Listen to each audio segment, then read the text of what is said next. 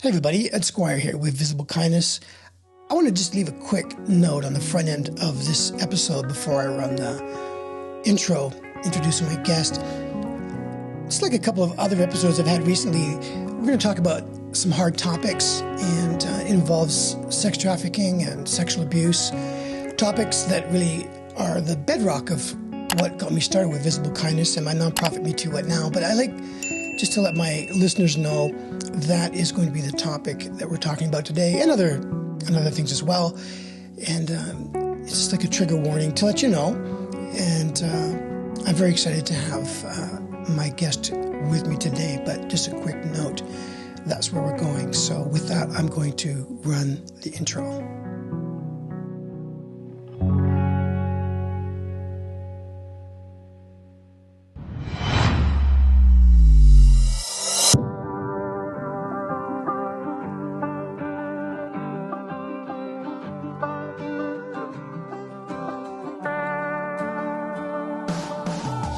Hey everybody, welcome to another episode of Visible Kindness. My guest today, Amanda Catarzi. We're going to have a very interesting conversation. I've been a friend of Amanda's for, I think a year and a half, maybe 2 years now, through a mastermind group. She's become a really good friend, and I've always been curious to hear her story. Amanda was raised in a cult, and she was a survivor of sex trafficking. And now she's the owner of a content agency, and she's pretty much seen it all. I don't know everything that she's seen, but I can imagine what she's experienced. And she's just been really kind to come on the show today and share with her story and what she's come from, where she is and where she's going. In her journey, she ended up escaping her trafficker, and then she spent 9 years fighting sex trafficking. And along her journey, she counseled the New Zealand government who wrote federal legislation, and she's gone even undercover to expose sex trafficking rings. Amanda's a very, very special woman who I just look up to so much. Strong woman, she's smart, she's intelligent, and she's helped change a lot of people's lives. And so today she's a marketing strategist. She runs a successful content agency called Inkery Co. And she's very passionate about helping others find their voice and using it effectively to make a positive change in the world. And so with that, Amanda, I would just like to say thank you for coming on the show. And I've been looking forward to this for a long time. And welcome. Yeah, thanks for having me. I'm really excited to be here. Well, you're an amazing person. People with stories like yours and mine, we're just amazing people. We are. I mean, people that overcome these kinds of challenges and events in life. There's something special about us, and I love how we love to share our stories and help other people. So before we get into all of that, tell us a little bit about yourself and where you live, what you're doing. I know you got a little dog with you there today, and just give us a rundown of what your life is like right now. Sure. I live in Sarasota, Florida, so Tampa Bay area. It's tropical paradise. I am married. I've been married for a couple years now to my husband, Gavin. We have our dog, Redding, who's a little pit bull. Life is good. Life is good, man.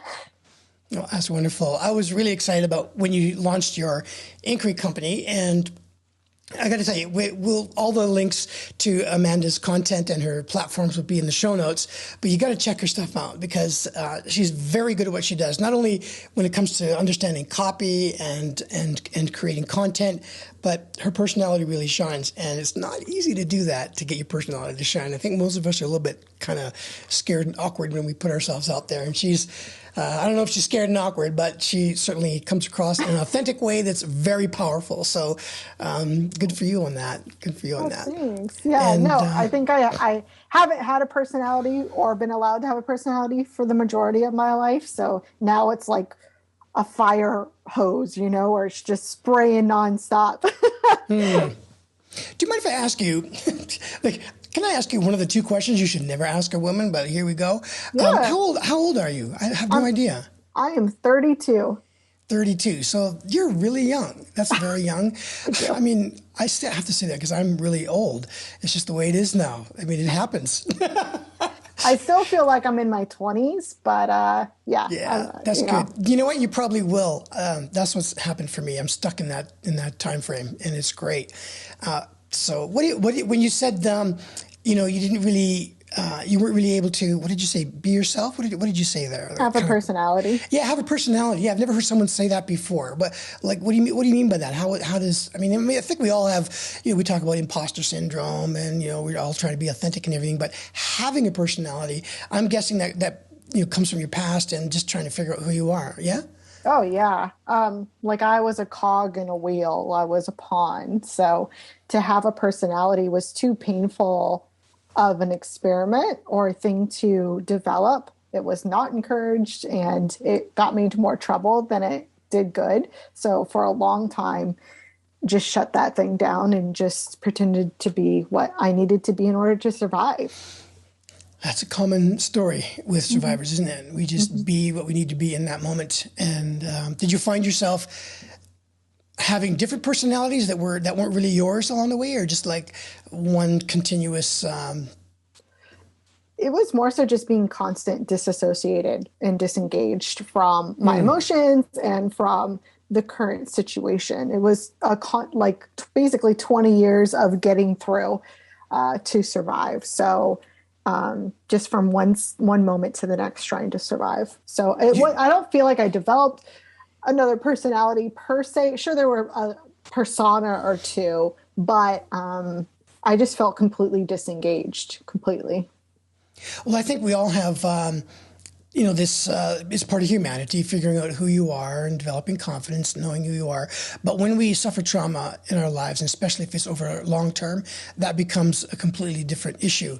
And that's one of the reasons why I was excited to have you come on the show, because visible kindness really is half of it is learning to understand who you are and learning to understand self-compassion and self-love, self-kindness, because that affects obviously ourselves, and then that has a direct impact on our relationships. And then the part that I'm excited about, and so are you, is that has a direct and indirect impact on the world. Right? And I love that. But, overcoming these things is... I had a guest on, I was just telling you before the show, I had a guest on from New Zealand that she had a tragic history with trauma as well. And, our conversation started off almost the same. We were talking about how dissociation was like just a great coping mechanism to have, to just get ourselves out of that, out of the situation. And can you describe for people what dissociation means? Because I think you can define it in different ways, but what do you mean by that? Tell the listeners what that is for you. For me, that's the ability to turn on and off my emotions. So I often refer to it like a light switch. If something becomes too painful or too negative, my body, my mind, my whatever will automatically just turn off my emotions. So I kind of turn into a zombie. And a lot of people interpret that as cold or cruel, but it's a basic survival tactic that I developed through the trauma. And I think it can be used as a resourceful tool when applied correctly and in a healthy situation. It gives you the ability to navigate through difficult things without having an emotional knee-jerk reaction. Yeah. And it's far from ignoring the situation or just pretending it's not happening. It's a definite psychological, neurological event that takes place in our brains. I think, I don't know about you, but for me, when it first happened to me, I was 4 years old, and my grandfather was abusing me, and I found myself, and this is just the weirdest thing, I just found myself all of a sudden on the ceiling looking down. And I felt great because, I didn't feel like, hey, I'm having an out-of-body experience. What's happening? I just felt great because I just wasn't down there now. I just I just felt like I wasn't experiencing that. There was almost like somebody else's body laying there. And that would happen quite frequently. And then later on in life, like literally decade after decade, I would learn how to, it would happen sometimes without me really being cognizant of it. And then there are different times where I could use it. But then eventually I had to learn to let it go, right? And that's this whole thing about living in the moment. I roll my eyes because that takes so much work to do that. What was your path? What was your journey like from dissociation to a place of healthy coping? You know what I'm saying? Yeah, to engagement. Like a lot of grounding techniques. So once I realized that it was actually an unhealthy thing to do, I thought it was a cool superpower, or, maybe I'm psychic or something because I can leave my body and it's great and I don't have to experience pain. But the negative side of that is you don't get to experience joy. You don't get to experience peace. You don't get to experience love or gratitude. So I think for me, being mindful and practicing mindfulness and gratitude, and then also just grounding tactics of running through my five senses, taking the time to stop and, okay, what am I seeing? And describing everything I'm seeing right now in the room. What does my mouth taste like? What do I feel? I can feel my socks on my feet and my toes are warm and I'm wiggling my toes, and you just go through this detailed rundown of your five senses. And that's been a really good grounding technique for me that just brings me right back to engage in the moment, but in a more woo-woo kind of sense, practicing gratitude. What am I grateful for today? And running through that has really helped me. You say like in woo-woo sense when you're talking about being grateful. Is that what you're referring to? Woo-woo too? Yeah. But it's not, right. You're saying that, but it's not woo-woo. I think woo-woo is ignoring that. Okay. Think about it, right? Right. If you're not, because this is a wonderful, healthy way to live when we do that. And if you're not doing that, then you're a little woo-woo. Well, and maybe I'm turning the tables on you because that gratitude thing is foreign to me. It's not a natural instinct. It's not something that I've curated my whole life. Yeah. It's something I've had to work very hard. It's like trying to pin a cloud down. So I guess that's why I refer to woo-woo, because that is more of a stretch for me than it is to think negative thoughts and to disengage. It's natural for me to wake up depressed. It's natural for me to wake up with negative thoughts just because of everything that's happened and my hormones and the way I'm wired. So it takes a lot of work for me to stay engaged in a moment and to be positive. And like, it's gotten easier and easier because practice, right? Yes. But it's still, some days it's a battle. I can really relate to you. All the way. So woo-woo actually does work for me because I'm the same way. If I don't stay on top of it on a regular basis, I suffer from, dysthymia, which is deep clinical depression. And, if I don't wake up in the morning and like immediately, this is what I have to do immediately, I will turn on my phone. They say, don't touch your phone. But I don't look at emails or anything, but I turn on something that speaks to my heart and speaks to my soul. For me, it's like, for the most part, it'll either be like a certain preacher that I like listening to at that time, and then that'll change. And then it might be some of those, motivational YouTube clips that come on, and they pump you up or something. But if I don't get something coming in to my head right away, then I'll start thinking, it's so hard to control, I find. 100%. And then grounding is such a good thing too, like you said. And I love that. I love that practice of being in touch with your five senses. And these are things I do every single day without exaggeration. I use the app. What's that app called? Mindfulness? Insight Timer. Oh, okay. Insight Timer. And so this is like, I got like solid proof here. I am at 28,700 minutes and 940 days that I've used this app. Wow. That's insane. And it has just literally saved my life in a lot of ways, just mentally. Explain the app to me. What is the app? Well, it's called Insight Timer, and then you can choose the amount of, and it's free too. You can subscribe, but it's also free. You can choose the type of meditation and grounding techniques that work for you. So it may be guided vegetation. It could be guided meditation or not guided meditation. It could be like a like a chakra run through, Very or cool. it could be someone speaking in whatever works for you, right? And it doesn't matter what your faith is. Like there's some Christian things, there's Buddhist things, there's something there for everybody. Love And it. so I actually got onto it when I was taking group therapy with other men, and we would use this app to open the session and to close it. And so I've been using it for quite a few years, and it's quite amazing to look at.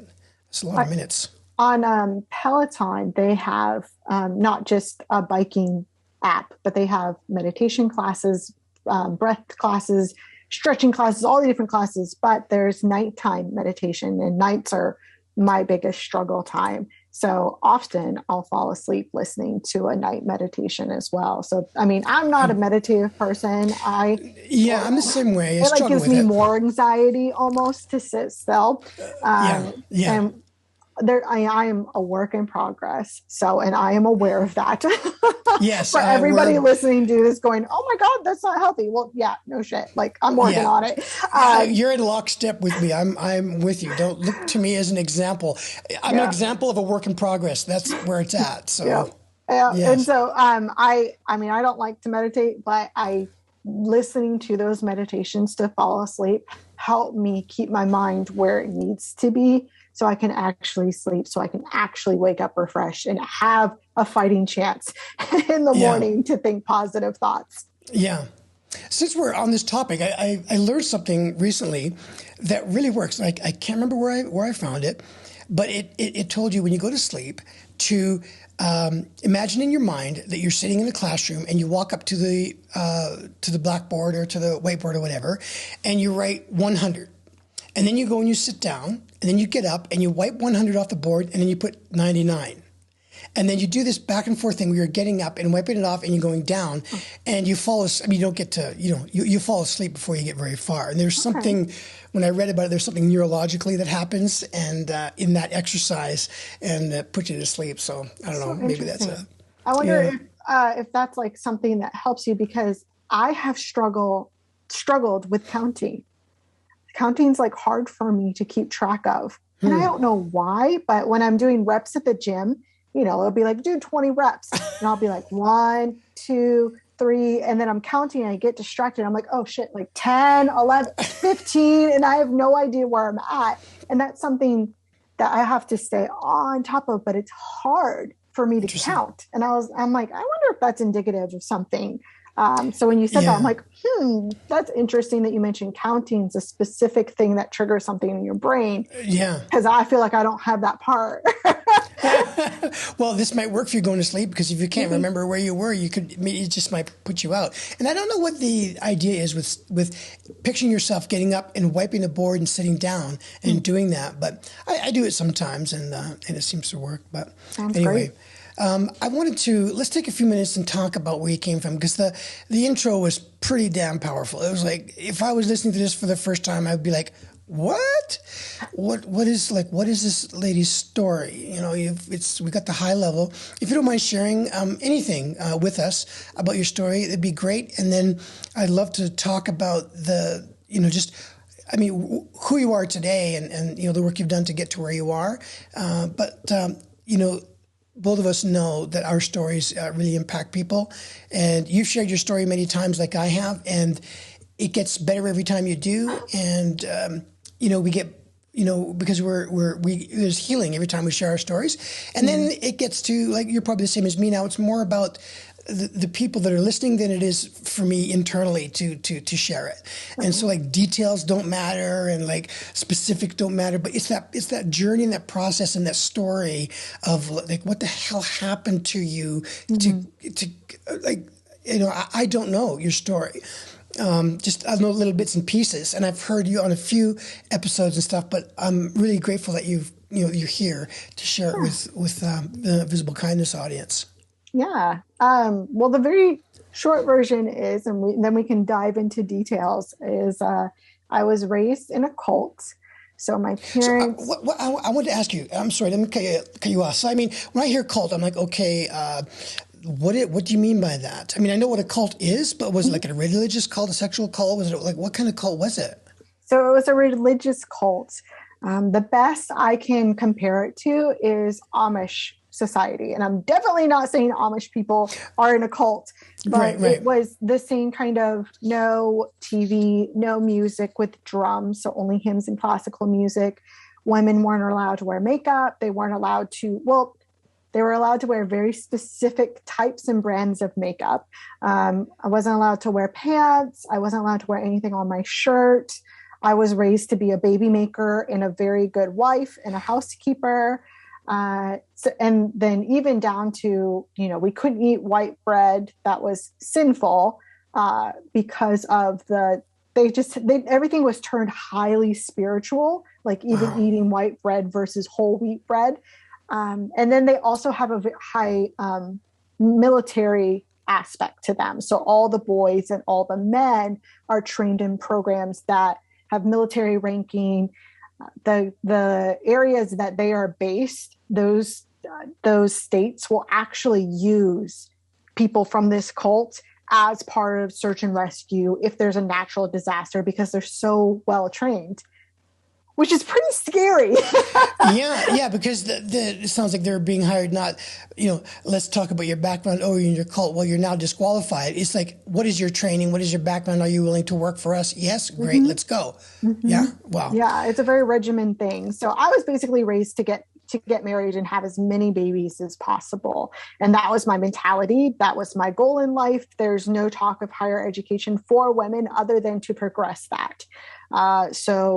And my parents are the coolest people in the world. They came from really horrific backgrounds. So they were trying to give their kids a more structured, safer, conservative upbringing, and ended up just joining a cult without even really knowing it. So wow, that's so interesting, because Amanda and I, we met last week or whatever to have a quick chat about doing the podcast together, and your mom was there. It was so cool.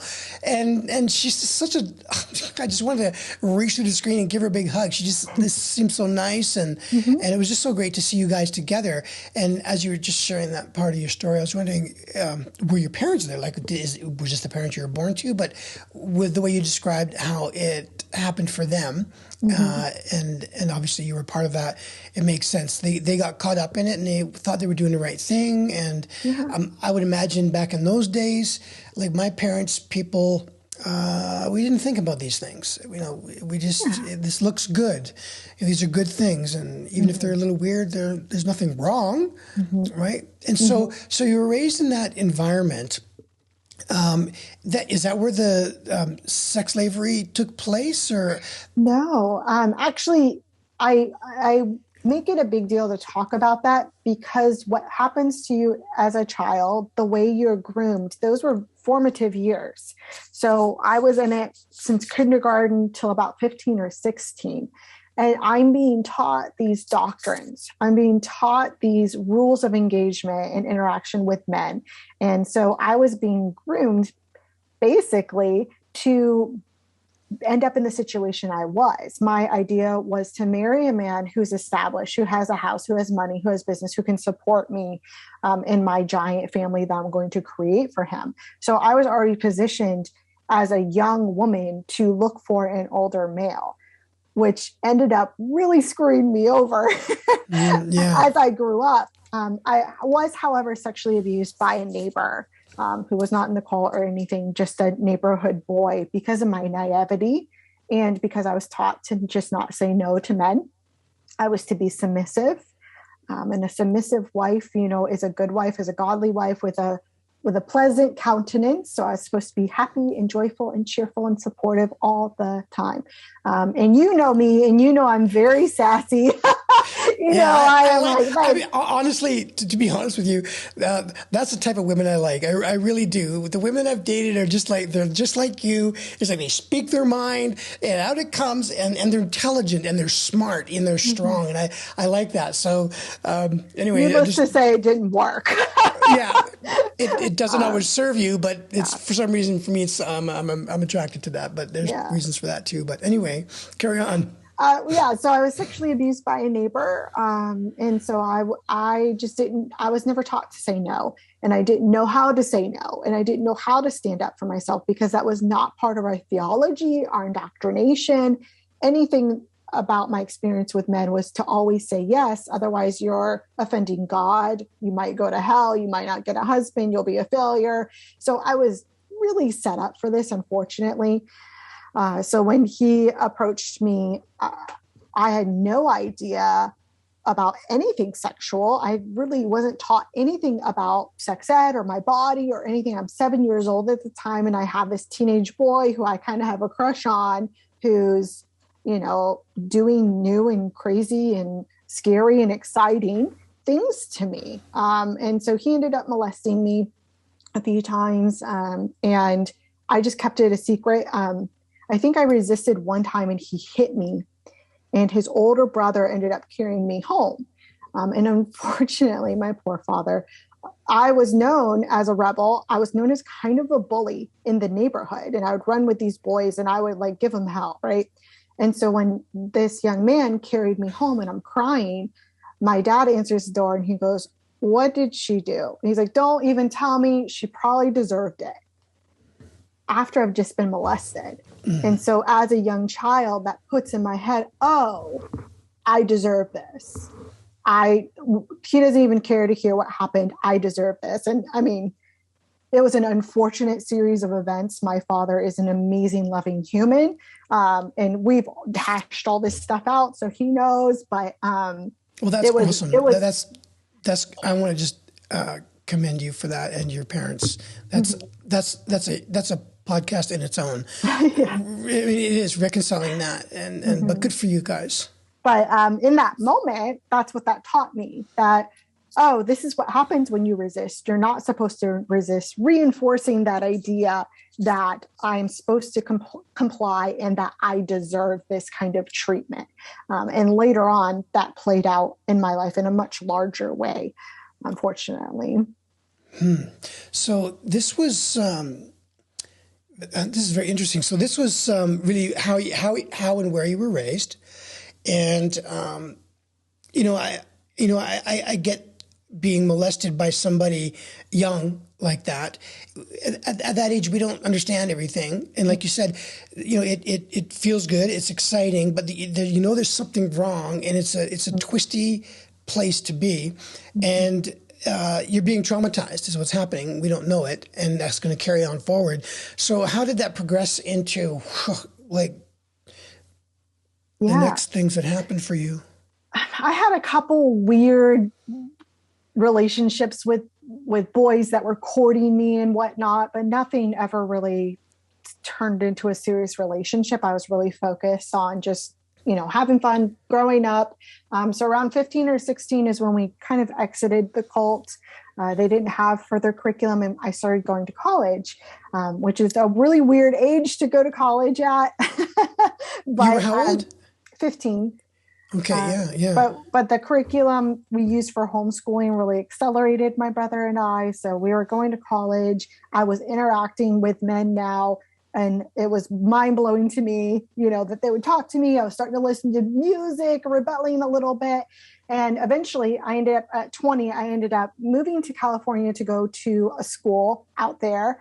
And it was my form of rebelling, basically against my parents, because I'm getting a higher education. I'm going to California, the most sinful place in all of America. So it was really difficult for them. And the first 3 years were awesome. I was in school. I was in structured community situations. So I didn't have to build community on my own, because God knows I did not know how to do that. I did not know how to make friends.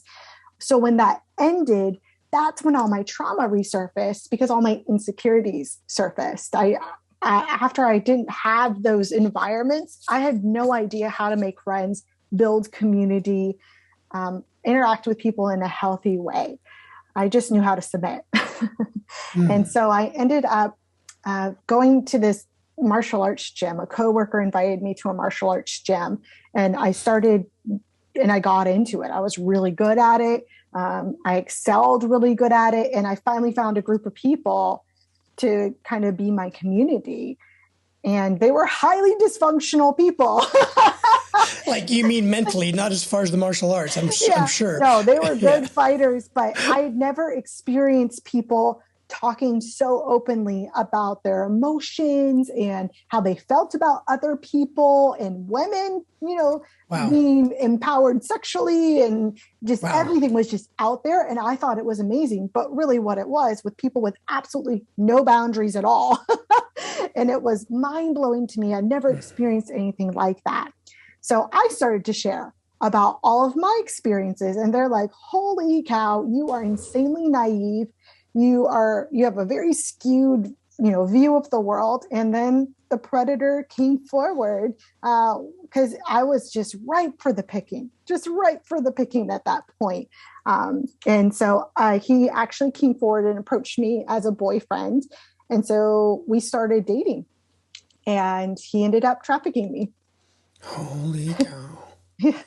It sounds weird to people. I get it. But it sounds weird. Like, okay, met a boyfriend, seemed really nice, started trafficking me. Well, there's what? How did that work? How did that happen? Why didn't you just say no? Why do you just when you realize something weird is here? I mean, you're spicy. You got this reputation as a bully. Why not just get the hell out of there? Yeah, the thing about this is people think trafficking, sex trafficking of any form, or abuse of any form is so far from them. But really, it's a couple bad choices. And it's a whittling down of your boundaries. It's a whittling down of your values. And then you find yourself in this place, you're like, I don't know how this happened. So basically, we're dating. It's a romantic relationship. And he's also a coach of mine. So he's helping me fight quite a bit.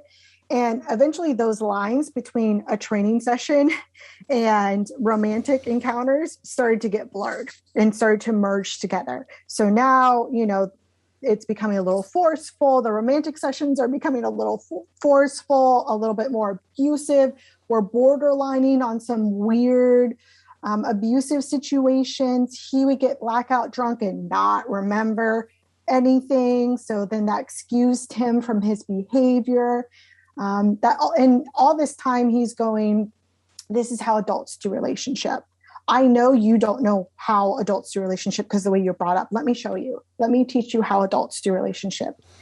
And also, he's managing my fight career. So I want to be a pro MMA fighter at this point, and he has the prestige, the connections, the ability to get me those fights in those situations. So technically, when he's sex trafficking me, he's also labor trafficking me because he was getting all the money from the fights that I won. And so then that would just keep on escalating into, hey, that guy over there thinks you're hot, and that turns me on. And I'd be like, the heck? That's kind of a weird thing to say, but I don't know anything about relationships, so I'm going to trust you and take your word for it. Hey, it'd be really hot if you flirted with him. That would really turn me on because you're coming home with me. And that's like that's so interesting because that could be a no big deal situation because couples may be into that. That may be their fantasy. And if you have trust and you're going home with them, then it's, perfectly fine if you keep it contained to yourselves and you have a healthy relationship. But even if you're new to that, I've never done that. I've seen TV shows, but I mean, if actually there's an episode of House that has this on it that I'm watching right now. But so there's no other than it being like, hey, this is weird, this is different, but you trust the guy, you've got a relationship with him, he's helping with your fight career, he's all these things. You're like, well, let me do that for us. Mm-hmm. Yeah. And remember, I'm indoctrinated to please the man I'm with, to say yes to him. So I've got these underlying streams of, even if it feels off, even if it feels uncomfortable and you got red flags going up, this is what I'm taught to do. Right. That's a whole. Yes. So then it turns into, sexual acts. Well, hey, if you did this, and I was like, no way, I'm not doing that. So then that's when it turns violent. And, I'm in a group with all the fighters. I'm basically the only female there. Everybody's drunk out of their minds, except for me, of course. And a rape happens and they start grabbing me. And, and then that situation gets really out of control. I get gang raped and he's like, oh my God, I was blackout drunk. I'm so sorry. And then maybe a couple weeks down the road, it's like, hey, so-and-so who was there, he couldn't stop it, but he was really turned on by you. Like, do this for us. I've done this for you, A, B, C. I'm paying for your apartment. I'm, managing your fight career. We're in this together. You're my girl. I'm your guy. I need you to contribute to the relationship now. And this is how you contribute to the relationship. And you violated so much. I had violated so much of my boundaries and so much of myself by that point. I had to make it work.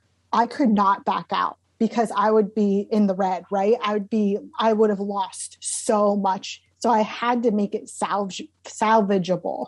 And I think that's where a lot of individuals in these abusive relationships get is like, gosh, I've given up so much.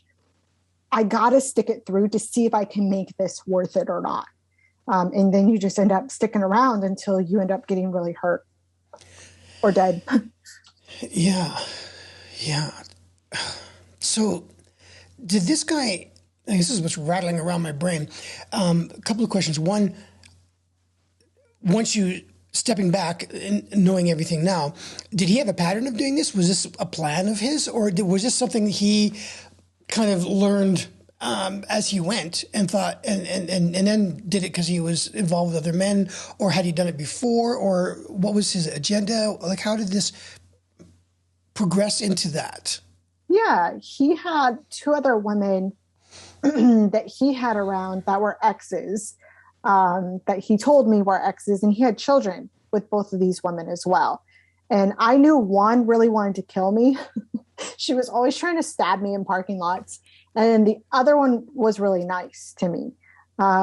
So what I believe to be true now is that they were part of his stable, part of his trafficking ring, if you will.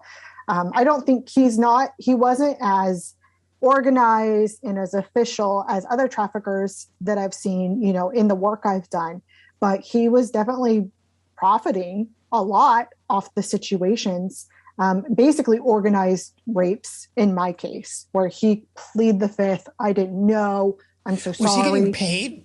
Was he getting paid? He was getting paid by these guys. Yeah. And I only found out towards the end, I only found that out because he left his phone open and I saw the transactions, and there are transactions about me.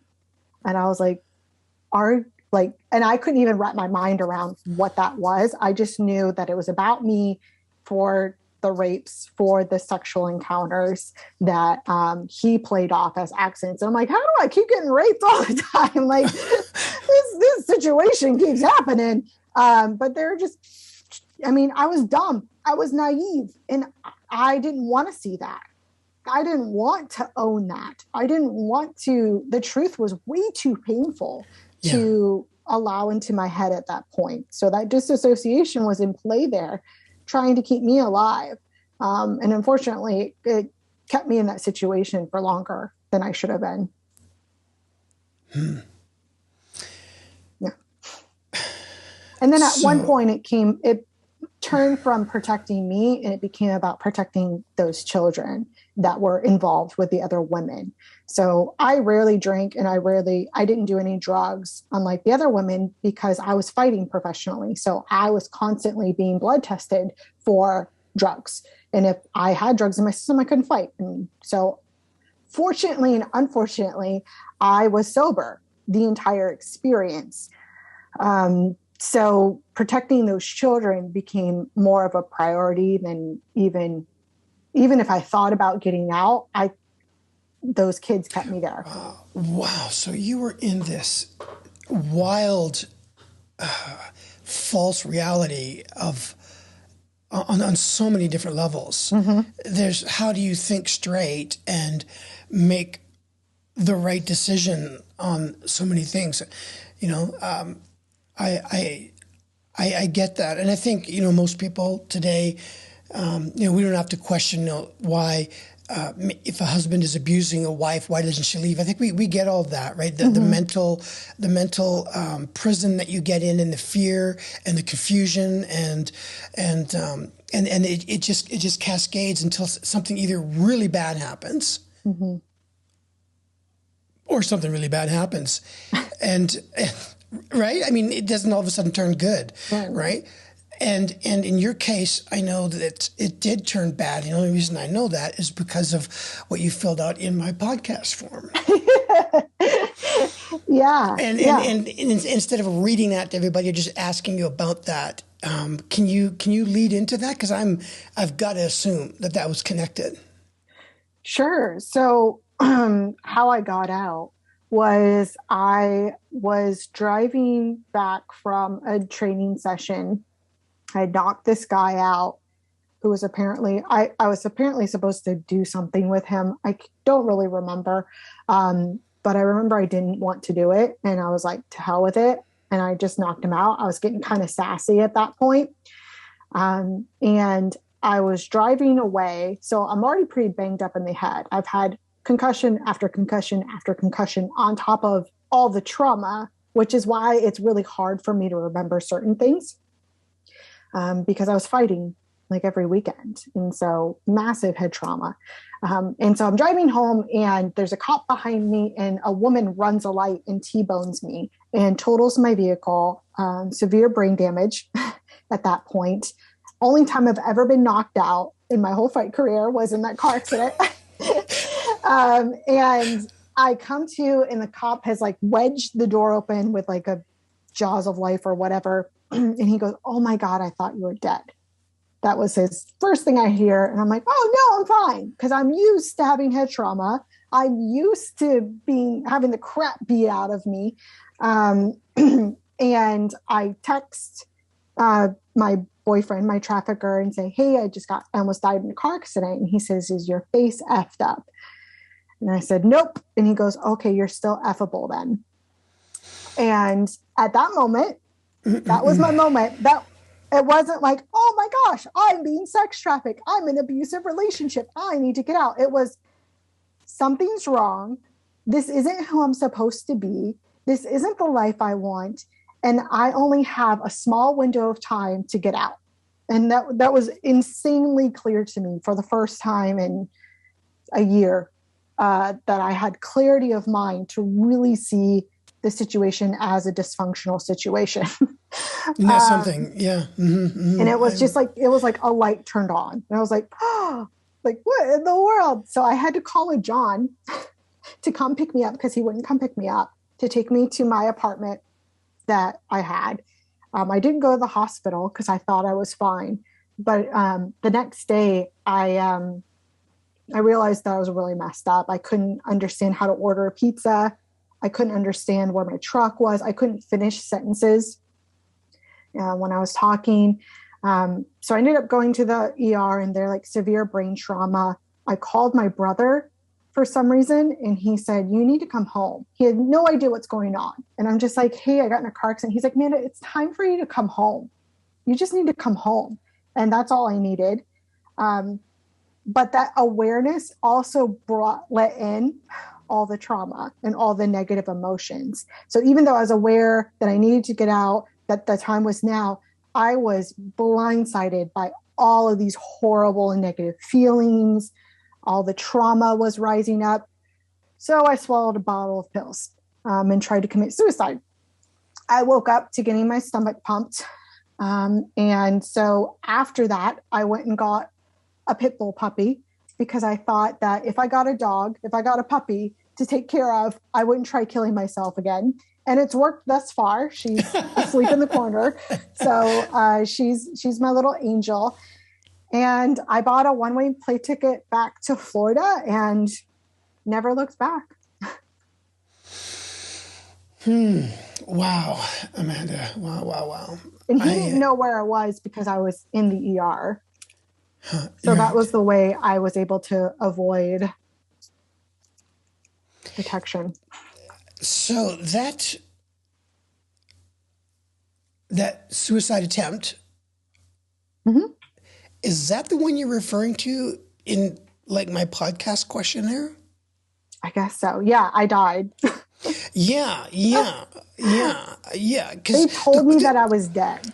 So the question was this, right? I always ask my guests, there's only two questions I have in my podcast questionnaire. And one is to briefly describe an act of kindness that you witnessed, you received, or that you extended to somebody else, how it impacted you. Mm-hmm. And then the second question is, where would you like to see a change in our culture where kindness and compassion could make a difference? And I was just quite taken aback by your description of this act of kindness that was extended to you. Oh, yeah. And I thought maybe if you could share that with us, that would be. I would just love to hear that. It's a very powerful story that you put in the like pancake? two sentences. Yes. Okay. Yes. Yeah, and this was transformational for me. And it's funny because nobody asks me about this, so I love that you brought it up. So I'm working a day job during all of this. I'm working for a church, running their media company this entire time. Okay. And so I committed suicide. I was dead, pronounced dead. They brought me back. They pumped my stomach. I get a puppy. And like the next morning, one of my coders, one of my developers on my team, on my media team, invites me to breakfast to have pancakes with his family. And he's got this beautiful family with a couple kids, and they're just like the purest children, the purest people you've ever met.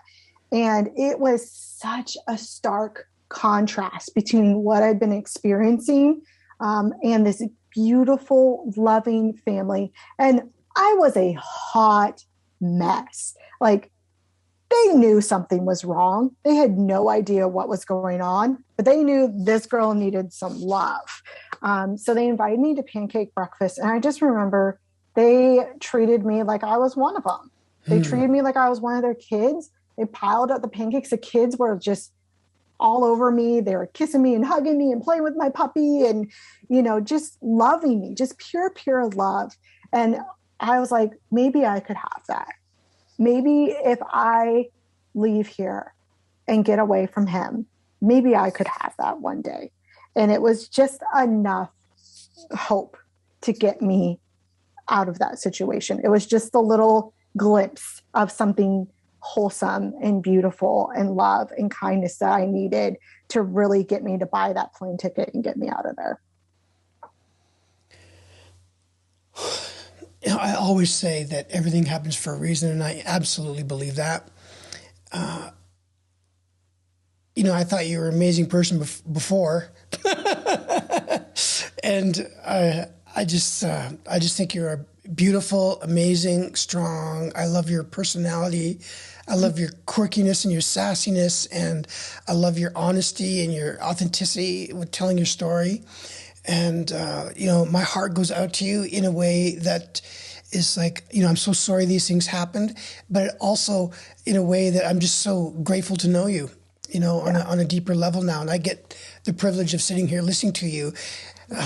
Everybody that watches or listens to the podcast, that's great. But we're having a moment here, and I really appreciate it. What was super cool, and thank you for those kind words. Like, the feeling is mutual. Like, I'm so honored to be here with you right now. The cool thing is I was able to tell those people, a couple of years down the road, I sent them a message, and I'm like, this is what was going on in my life. And this is what that small act of kindness did for me. And like, thank you. And it was like a really cool moment for me to be like, you guys have no idea the impact you had on my life. Because we didn't interact really at all. It was random invite. And he was following his gut, and he was 100% correct. And that's exactly what I needed in that moment. So it was cool to be able to go back and let them know the impact that they had on my life. Yes. Isn't that great when there are actually normal people out there, what I call normal people, you know what I mean? That didn't experience, like my worship pastor, right? He's like, I call it, you've had a charmed life. He's got a wonderful wife, wonderful daughters. He's a wonderful guy, and just not everybody, I mean, we all experience difficulties and trials and trauma in our lives. It's part of the human condition. But the level of trauma that you and I are talking about that we've experienced and other survivors have experienced is completely different because it affects you neurologically, it affects you physiologically, it completely changes who you are. And so for the charmed people out there, and there's nothing wrong with that. Sometimes I would say I wish I had that, but I don't anymore. I don't regret my life. I wouldn't want to change it because I mean I know that if I had a charmed life, if that's what God had for me, then you know what, you and I we may never have met. Yeah. And so I'm so grateful for all the people in my life that I met because of what have happened to me. But I often think like with Aaron and this family, they have no idea the positive impact they're having on people just by being who they are, just by being good people and extending kindness and love to others. And that's the thing about this whole podcast, Visible Kindness, is that when we learn to do that, if that's part of your upbringing in a healthy way, then you do. I mean, they're having an impact and you don't even know it. You're just living your life and who you are. It was so genuinely them. Yeah. And there were no strings attached. There was no underlying current. They weren't trying to get me to church or anything. They were just eating pancakes. Yeah. Yeah. Yeah. It's so powerful. Yep. Powerful. Pancakes are powerful. They are. I really loved your answers to my questions. And I don't always get like really good answers. And the other one I thought was really good too. Do you remember what you put? The question was, where would you like to see a change in our culture where kindness and compassion would make a difference? I mean, that's like an easy thing to answer. I mean, there's all kinds of things you could say, but I always like to find out, what if people thought about that question that they put down? Do you remember what you put? Yeah. Like kindness without conditions. Because it seems like true kindness and true respect actually don't exist. It seems like there's always like, okay, like I'm being kind to you so that I can get you to church. And I love Jesus. Like there's no hate on the church. I just think like they loved me without any expectation. And I was completely unable to reciprocate anything remotely close to what they were giving me. And I was aware of that, even if they weren't. And they still invited me over for pancakes. And I was potentially a risk. Like they had no idea what was going to come out of my mouth. They had no idea how I was going to show up. And they still invited me over. I'm not saying don't have boundaries with your kindness. You're going to violate yourself that way. But there was no underlying themes. And I think we've really lost sight of that because everything, and I'm even guilty of this, being a marketer, there's a strategy behind everything that I do. I'm a very strategic person, but loving just for the sake of loving and being kind just for the sake of being kind and respecting people, not because they deserve respect, but because you're a respectful person. I think we've just stopped doing any of that. Yeah, it's definitely minimized for sure. Yeah, for sure. And like that pancake breakfast is a great example of how there was absolutely nothing attached to those pancakes other than just pure love, and that was transformational for me.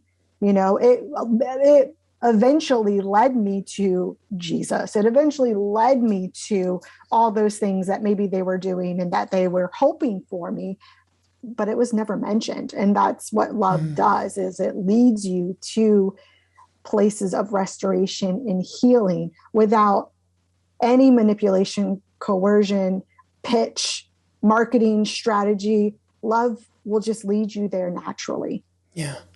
Yeah. You are the perfect guest for Visible Kindness. You are. Love what you're saying. I mentioned this on a previous episode, but I'm going to say it again. I was at the post office. You might have heard me say this about a week ago, and my for some reason, the payment for my PO box for my nonprofit, it didn't go through. It went through on my credit card, but it didn't get processed through the post office. And the reality was, it got locked out of my box. So, the post office, it's busy. There's a big lineup. Nobody wants to be there. Everybody's frustrated, and you never know what the postal worker kind of mood they're going to be in. And the guy I was speaking to had just had a very thick accent, and it was hard to understand him. And I could tell he didn't want to deal with this because there was really nothing he could do, but somebody had to do something. And so, I showed him the receipt, and it had gone through. And, he said, well, there's nothing I can do. And I said, well, somebody has to do something. I mean, I know I'm in the right place for this to be fixed. And, the old me would have just really copped an attitude. I mean, I would have been like, I want to talk to a supervisor. I would have been just, because I used to be so irritated all the time. But I knew that I'm not like that anymore as much as I possibly can, right? I trigger once in a while because I'm still working through CPTSD, but I just kept saying, I said, doesn't it make sense? I mean, doesn't it seem weird that I've paid for it, but it hasn't processed me? I mean, it's not like I didn't pay for it. And so he finally went and got a supervisor and came back. But while he was gone, the lady that was next to me, she leaned over and she goes, I just want to thank you. Thank you very much. And I was like, what? What are you thanking me for? And she said, very rarely do you find this kind of a situation where the person doesn't get pissed off. And you're being just so kind to this guy, and you're working through the situation, and that's just having an impact on me, and it's got to be having an impact on other people. So I just wanted to thank you. And I just became grateful in that moment just for all the work I've done, like you. On getting out of my self-loathing and not needing to dissociate and not having my past affect me anymore. And, I thought of that because of what you said in that answer is we're getting away from extending kindness without conditions. And I just never thought about that in that moment. And I think we all need to do, just like you said, we need to do more of that. Just have that be a part of us. We're kind because it's part of our nature. We're not even looking for an opportunity to be kind. We just are. Well, and kindness really counts the most when it's not deserved. So, when I came back to Florida, I was raging, and I was not a nice person because I am full blown in PTSD mode, having no idea what's going on with me. And my parents were phenomenal, and they're really religious people. So it was really shocking, actually, that they reacted to me this way. But they just created a space for me to be. And they just loved me. They let me live there rent free. And I was mean. I was not nice. And I would blow up on them all the time. And they're just like, we love you. If you ever need anything, we're here for you. And that was the consistent thing. And it was radical. And I was not deserving. I was not nice. And they still chose to be nice. And I think, like in your situation, maybe that person may or may not have been deserving of that kind of behavior, but love still won. And I think that love and kindness is most needed when it's not deserved. And most powerful when it's not deserved or requested. That's when it actually transforms people. And so it's easy to be nice when other people are nice to you. Hell, yeah, I'm the nicest person in the world if you're nice or to like me. you say, if there's something you want to get, even if it's a subtle hidden agenda, any agenda is... But if you have an attitude with me, if you can't be bothered, if you are snarky, it takes all of my control to be like, I'm going to keep my love on. Even if you turn your love off, I'm still going to keep my love on because my character is not dictated by your actions. I dictate my character. You don't get to dictate my character. So powerful. Which is hard. Yes, it is. And I don't have that all figured out yet, but it's a daily practice.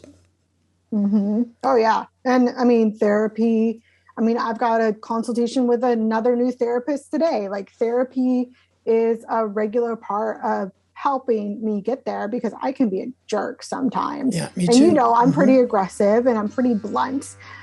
So making that being able to communicate in a way that's a little bit easier to receive has been something that I've had to learn to do and it's been really difficult, but it's a necessity for me to be successful. So, and to have a better life. Yeah. I think a lot of people who aren't taking therapy, that don't think they need therapy, should be taking therapy. Everybody needs to be in therapy. Literally, everybody needs to be in therapy. That is exactly my point. That is exactly my point. Just like every person needs to be in the gym, person needs to drink water, eat their vegetables, and you need to go to therapy. Yeah. You can't figure this out on your own. You just, you can't. Amanda, I was so looking forward to this, and you have exceeded my expectations and how much I would enjoy this. And I think it would be cool to have you come back again. There's other things I would love to talk to you about. I just really appreciate you coming on, and thank you for sharing your story. And I just really, I just kind of feel like you're my sister in a way, because we've known each other for a while, and we have similar traumatic backgrounds and had to overcome things, and we've never had a chance to really connect like this. And we're doing it on a podcast instead of over a cup of coffee. But well, here we are, and I know that people are going to be blessed by this episode, and I can't wait to share it with the world. So thank you so much for coming on. I've been wanting to get on your show and wanting to interact with you in this way for a long time. So I'm super pumped. Thank you so much for the opportunity and for the invite. You're welcome. And thank you for reminding me to turn the recording on at the beginning of the show. I got you.